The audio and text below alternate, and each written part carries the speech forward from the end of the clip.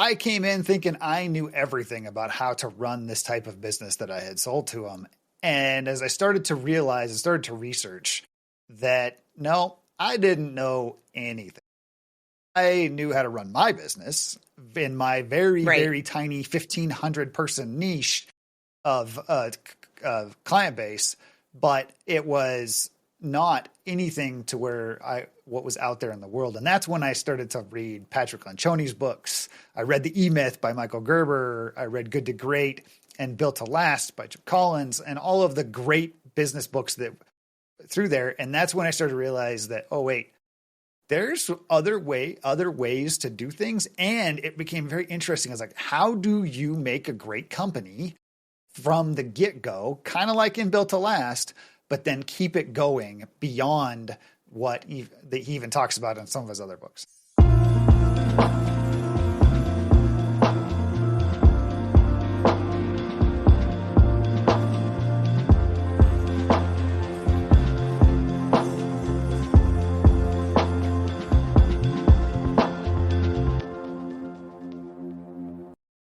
Well, hello, and welcome back to the Amanda Kaufman Show. And we are continuing our series on the coaches that don't suck.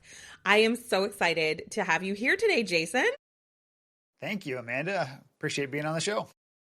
Love it. Well, dear listener, with over 30 years as a CEO, serial entrepreneur, and business coach, Jason Pond has scaled and sold multiple businesses, experiencing firsthand the challenges and rewards of entrepreneurship. Now he helps driven clients turn challenges into big wins using the same principles that have guided Jason's own successful exits. So Jason, I'm so excited to have you here on the podcast. I'm so curious, maybe just take 30 seconds and update us on what are you working on now and who are you focused on helping? Yeah, Amanda, great question. I am focused on helping the small business, service-based business, a lot in the broadband industry, to help grow past the ceilings that are holding them back and kind of break through with the same spots where I was. I would love to be able to help them pop their egos, just like I was able to get my ego popped back in 2016 and started to figure out coaching and joining a coaching program in 2018 and going to forward. So I do holistic business-based coaching. I focus on 5 pillars that I created around the system of your 4 standard pillars of business, and then adding in that self-development piece. And we do it in a community-based setting where we're meeting every week and we're continuing conversations, and it is just having a fantastic way to facilitate these service-based businesses and give them a spot to ask questions, just like they would at a trade show or a conference where they're going to learn information about what's going on. They get to do it every single week. I love that. That's so great. And, the momentum that you've got with your business right now, I think is going to be very inspiring to a lot of our listeners, because we have a lot of listeners who are just starting out with their coaching business. They've got kind of their first few clients. And I'm always really excited to have a, fellow business owner who has some significant business experience to just kind of shine a light on some of the things that maybe we could be doing differently as coaches. This is the Coaches That Don't Suck segment. So I am really curious, you mentioned 2016 was the time that your ego got popped. Tell us more about that. What do you mean by that? Yeah. So what happened was I was that technician. If you've ever read the E-Myth, and I had sold my business. Book. Yeah. So I'd sold my business at that time, and I went to work for a company that was a little bit of a train wreck. And there was a lot of projects off track. There was a lot of cooks, and there's a lot of cooks in the kitchen per se, if we're going to use some analogies today. And I came in thinking I knew everything about how to run this type of business that I had sold to them. And as I started to realize and started to research that, no, I didn't know anything. I knew how to run my business in my very, very tiny 1,500 person niche of client base, but it was not anything to what was out there in the world. And that's when I started to read Patrick Lencioni's books. I read The E-Myth by Michael Gerber. I read Good to Great and Built to Last by Jim Collins, and all of the great business books that through there. And that's when I started to realize that, oh, wait, there's other ways to do things. And it became very interesting. I was like, how do you make a great company from the get-go, kind of like in Built to Last, but then keep it going beyond what he even talks about in some of his other books. Love this. And I'm a big reader as well. Like, if you were to chat with, say, somebody who's starting their very first online business, they want to coach other people. You mentioned that there were like 5 pillars that you teach from. What would you say is like the top wisdom that you would share now that you've spent so much time with so many different businesses? What do you think a coach should make sure they're doing? I made the biggest mistake that a lot of coaches make, and that is you get a couple of really good big clients in and you stop selling. Don't stop selling. Like never stop selling. Yeah, never stop selling. And if it means you have to grind it out, like a lot of times we see coaches jump into this because they want to get out of the corporate grind, right? They go from corporate into coaching. And I've watched those guys, and they'll jump in, they'll get a few clients, and then they'll back way off, right? They stop selling inside of it. So that's definitely the biggest element to it is don't stop selling. Keep that pipeline full, even if you have to delay onboarding a new client. Like that was something that I didn't realize. I was like, I got to start serving them tomorrow if they sign up. No, they can agree to sign up, and you can start serving them in 2 months and build 1,000%. Yeah. And like mechanically, when I'm doing that, I just take a deposit, and we get the agreement done. So then it's like, okay, there's some commitment here. And then, we can pick up a little bit later. I love this. Like, so I myself came from corporate. I myself had that exact same experience. I got about 18 months into the game, and I had 16 private clients. I'm meeting with them for full day intensives. I'm meeting with them every single week, and I just found myself time poor. And I found my cash flow got way out of whack because I kept investing in getting more help and more support. In retrospect, very prematurely. So if anybody has not read Profit First by Mike Michalowicz, anytime the subject comes up, I'm pretty much recommending that book. But the E-Myth is a really good one too. I think one of the biggest transitions that I had to make to enable me to sell all the time and keep that process going and keep that process sustainable for the level of capacity that I actually had for both time and money, it required me to kind of take the coach hat, just turn it down a little bit and turn up I'm a CEO, I'm a founder, I'm an entrepreneur hat, and like really embody that. And it fundamentally changed a lot of the decisions I was making. I'm really curious, like, what do you do to keep your pipeline full? How do you keep that spark alive for pipelining? It's challenging, but because I've been in that spot, I've been in that spot of it was completely dry. I had a very big coaching client, and we were working, 6-figure ticket, private coaching client. And it was I'd put all my effort into him, didn't have a pipeline. All of a sudden it was like, well, we're done here. We don't need to continue this conversation. I'd coached him up to a point where I couldn't help him anymore. And then I moved on. It was time to move on. And then I looked out and I went, oh, I have lots of good runway, but when I'm looking at that runway, I'm going, it's getting tight. And remembering that is what keeps me going on doing reach outs, and, joining a program. So myself, just as I've met you, I joined a coaching program so that I was being coached also, right? And I'm getting pushed and driven every week, similar style program, but I'm getting pushed every week. Like, are you doing the opens? Are you reaching out and getting those pipelines going? And that helps keep motivated because there's accountability around it. If you don't have an accountability partner, chances are you're not going to do it because as humans, we are designed to conserve energy. 1,000%. Yes. But at the same time, we're also like biologically wired for social connection and maintaining our status in the tribe, right? So, I still have like behind the computer here, my 5 daily non-negotiables.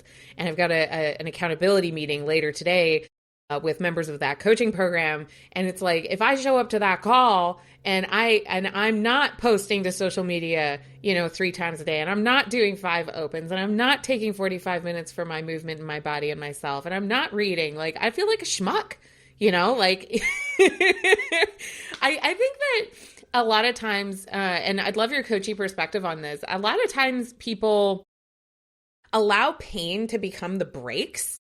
Right. So the pain, you strike me as a bit of a techie whiz or, like a technical expert. And I'm kind of the same way. I'm super happy reading. I love doing my journaling. Like, I'm probably one of those people that if there was kind of an apocalypse situation and I had to like live in a cave for a year, I'd be good. Like I would be okay. But coaching is a social game. Right. And I'm always telling my clients, like, coaching is ultimately a relationship. So even if you personally really enjoy that solitude or you identify as an introvert, the choice to coach means you're making a choice to be good at relationships. So, the way I've done it is I've looked at it as a skill like anything else. And I've worked on skill all the way from, meeting strangers to, sparking conversations and relationship with those strangers to nurturing those relationships forward and so on, so that I always have a consistent pipeline of collaborators, a consistent pipeline of clients, a consistent pipeline, of affiliates. Like, it's in my business anyway, I've got like 5 different pipelines. I even have a pipeline for potential suppliers that might, come in. And do you have any idea how many people have pitched to fix my YouTube channel, right? So my first move that I do with them is I invite them to fill out a form to be a preferred supplier. So then when I need to tap that pipeline, I'm going to go to the people that take the time to do a form as like the first opportunity to do that work. I love that. I'm implementing that like this week. So that was fantastic. Do it, right? Yeah. You know why I did it is because I hated doing like DM outreach because I knew that I was going to get pitch slapped with things that I wasn't ready to buy. And it was getting in the way of me building like authentic relationships. So I was like, you know what, if I can have an authentic response to that invitation, then I can gracefully dismount the conversation and I can, again, pick the conversation up when I'm good and ready to. So yeah, it really helped with my outreach. That sounds great. Absolutely on that side.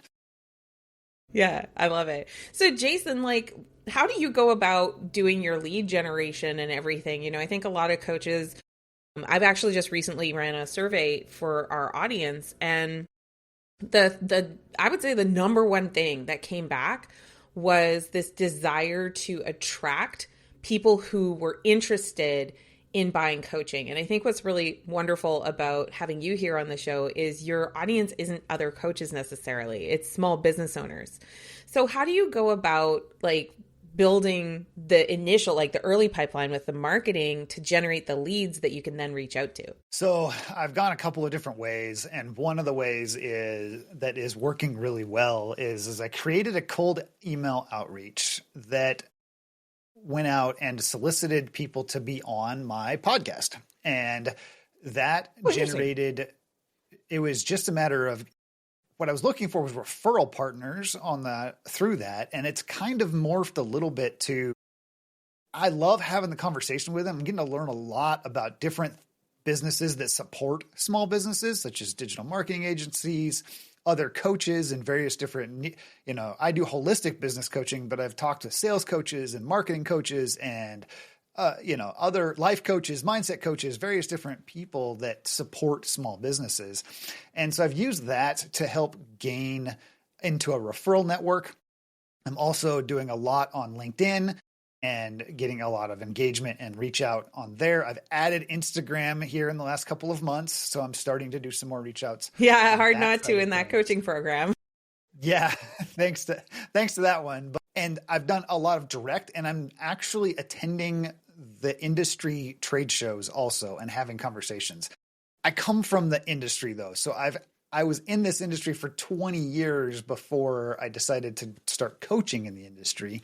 And and so I have a lot of vendor relationships. I have a lot of other relationships with other providers that were inside of the industry. And I was able to go and sit and have conversations with them and just continue to foster relationships, right? And that's all it is just continuing to foster a relationship until the point of which they have that click in the mind. Like, I wonder, would this work for me? Which can open the sales conversation for us to have. And then eventually close a deal and get them into the community. I really appreciate that very detailed answer, because I think a lot of people kind of have this expectation when they're starting. I know I certainly did, that when I get the certification, I'll hang my shingle and then my calendar is going to be completely flooded. I was actually really nervous about that. But the hilarious thing is, at the time, I had 8 people in my immediate network that I felt comfortable saying, like, hey, so I'm starting a new thing. Maybe you might want to try it, And I was so shy and so bashful. But I think that beginner overwhelm is just thinking that you are going to launch the website and all of a sudden you're going to go viral and there's going to be this huge total onslaught. Total fear of success, right? I mean, that was I hesitated and hesitated and hesitated as I wrapped up a contract with my previous company that I sold. I was like, oh, I can't launch yet. I'm going to get inundated. And I got to be able to serve the customer. I got to be able to serve the customer or the client in the coaching case. And yeah, the same thing. Got the certification, put it up there, decided to post it in one spot and thought that this is going to get lots of views. I have yet, in 2.5 years, I have yet to actually get a client from that one posting that came up. Everything else has been through other outreach. Exactly. I think the big kind of bubble that we're popping here is just bursting the bubble of just taking out an ad is enough, or taking out the website is enough, or sending one email is enough. It's like, no.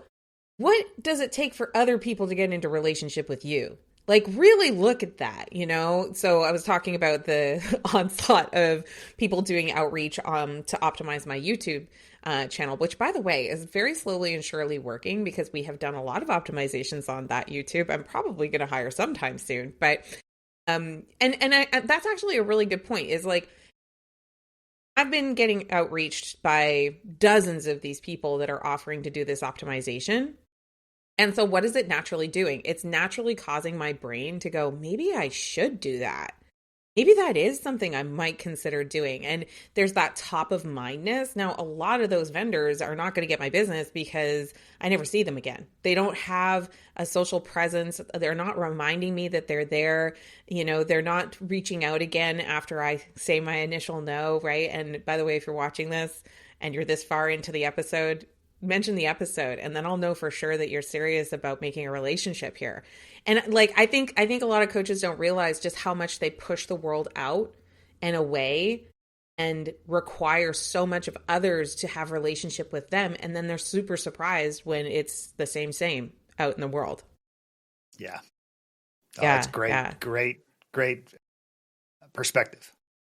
Yeah, totally. And I think what I also really appreciated about your answer is that, you used your past relationships. I'm a coach that didn't, but you're probably I don't know the size of your business, but you're probably much further along than I was at 2.5 years, because I was requiring that I start from the tiny list, and I was requiring that I do all networking to build my relationships. And I had all these constraints and requirements, and I wasn't tapping into that past network, and I wasn't, so it was all starting from scratch. So it's like if we just assumed our businesses were roughly the same size at this point, you can get to the size you want to get to, even if you don't have a big network you can reach out to, but just expect that that's going to take a lot more time, right? And if you give yourself permission to access the network, that's pretty huge. Okay. What was one thing that surprised you when you pivoted from traditional business and into coaching specifically? Ooh, that is a really great question. The one thing that surprises me the most, and it surprises me and frustrates me, and I haven't figured out the best way, but that is, I thought a lot more people would be interested in coaching. Yeah. And it's like, I got interested in coaching. And so I thought because I was interested in coaching, everybody else was going to be interested in coaching. And the surprising thing is that a lot of society today cannot look past the end of their nose. I think there's a lot of suspicion in people volunteering to help, and it's like, what's that going to cost me? And there's also like a lot of this fierce independence. No, I can do it myself, right? Yeah, I can do it myself. I don't need the help. That technician mentality, and of like, if I have to do it better than anybody else, I'm the only one that can do it better than anybody else, right? So it's, to be able to crack the code of and get into the people that are willing to start to look outside for help and realize that by looking outside for help, they actually propel their businesses sometimes 10x faster than if they're just sitting down and grinding them. That's for sure been my experience. It's one of the reasons that I love supporting coaches, because I know that the actual product of coaching, especially when done well, can be such an amplifier, and it can also increase the quality of what you do, and it can reduce so much cost as well, right? Because if you kind of think about stumbling around in the woods without a map, right, versus working with a coach, even if the coach is not prescribing the map per se, they're just helping you slow down and make higher quality decisions according to your value system. Something as, relatively simple as that can cost you so much less in the long run, because you're not, again, stumbling around in the dark and not evaluating your options properly. So That's so cool. All right. I love to ask this question on this segment. Jason, what do you think are 3 things that help a coach not to suck? 3 things that help a coach not to suck. Inside of coaching, when you're in the program, 3 things are: they are listening more than they're talking. Oh, good. So the objective is just to be able to learn from your clients and find those spots where there is the nuances to help guide the conversation, because really we're guiding them to the answer that they already have. They just they're not willing to admit they know it. Right. So there's 1. Totally. 2 would be, it's very hard to give a direct feedback, and people don't like to get direct feedback, but a coach that doesn't give direct feedback is not doing you justice. So true. Yeah, absolutely. That took me a few years. It can be very painful inside of it. Mm-hmm. And I would say 3, that they're willing to go out of their way to support you and push you in ways that your friends and family or others would never do. They're willing to say, like, they're willing to really say, like, and tell you the hard things that just aren't a matter of what, especially your friends might tell you at a Friday night party, which you shouldn't be at if you're trying to run a business, by the way. You should be trying to run your business and not partying. But it's, your friends might tell you, but your family would never tell you that you need to not be doing 35 things. You need to focus on one part of your business. Yeah, exactly. I'm a certified high performance coach, and that's with the High Performance Institute led by Brendan Burchard. And I think the poor man had to say, they pay you to push only about 30 times before I was like, right, okay, and I had to find like my way of pushing that was congruent, because, ultimately it is a relationship, but I think that that's a very important for any coach to do, rather than just be another body, another warm body in the person's network. So good. So Jason, if people wanted to keep up with what you're up to or follow you, what's the best way to do that? Best way to do it is on Instagram. It's at Mountain Freedom Coach. And if they want to DM me AK for Amanda Kaufman, I will get them a free 1-hour coaching session. Outstanding. That's amazing. And I mean, y'all, 30 years of business experience. This dude knows what he's talking about. I would definitely take him up on that. And listener, don't forget to subscribe. If you've loved this episode, make sure you smash that subscribe button on wherever you're listening to. And you know what? If you just take a few minutes to do a review, leave us 5 stars. Jason worked really hard on this episode. Leave us 5 stars so that other coaches are going to find this episode and find the utility out of it. And in fact, you probably know 3 people who would really benefit from this conversation. If they're stutter stepping and not getting started with their sales, or they had some initial success, but they're not keeping their consistency, who are 3 people that would really benefit from this short conversation about how to stay connected with your coaching business? Thank you so much for joining us, Jason. Thank you, Amanda. It has been such a pleasure to have a great conversation. Amazing. Thank you, listener, and we'll see you on the next episode.